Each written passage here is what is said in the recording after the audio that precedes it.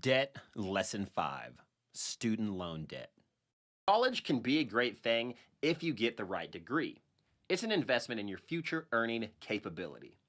However, people forget that colleges are a business.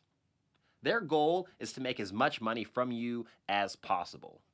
If you decide to get a degree in something that won't help you earn more money, they don't care. You're still going to pay for that education regardless if you graduate or not, or if that degree that you get doesn't make much money.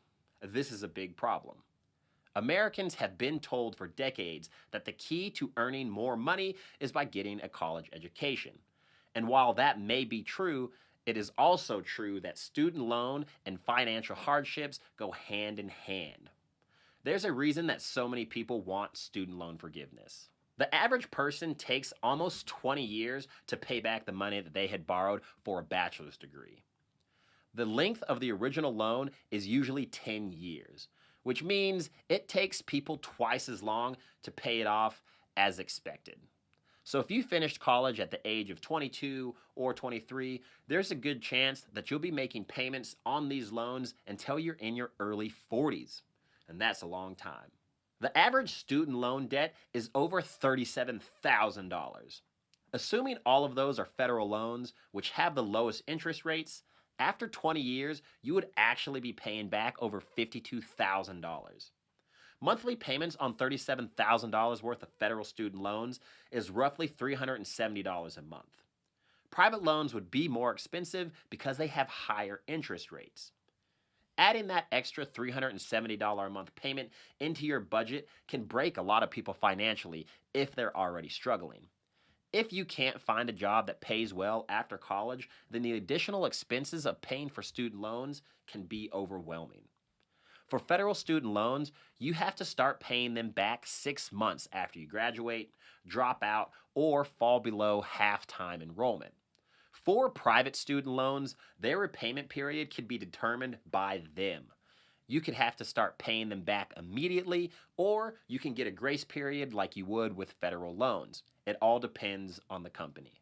1 out of 4 people with student loans are either in a default status on their loan, which means that they haven't made a payment in over 270 days, or they're several payments behind.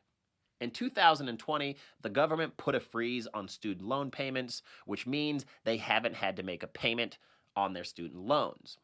According to a study done in 2022 by Forbes.com, 89% of the student loan borrowers are not financially ready to resume paying for their student loans. It's extremely difficult to file bankruptcy and qualify to have your student loans go away. It's so rare that less than half the percent of people who file bankruptcy have their loans discharged. So if you take out a student loan, what that means is they are basically yours forever. Well, until you either pay them off or die. If you just stop paying your student loans, the government can garnish your wages. This means that they will take the money you owe them directly from your paycheck before you even get paid. We aren't saying college is bad. If you make a well-informed decision about the degree that you want to get, and you have a solid plan for how you're going to pay for your education without loans, or by minimizing how much you need to borrow, college can be a good investment in yourself.